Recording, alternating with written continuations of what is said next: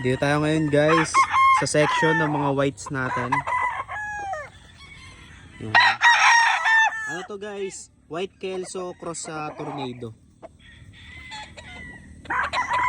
Ngayon ang mga white avatar natin.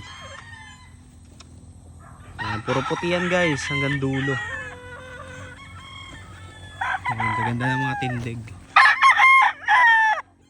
White legs. Ayan ang mga white avatar natin. Yun lang guys.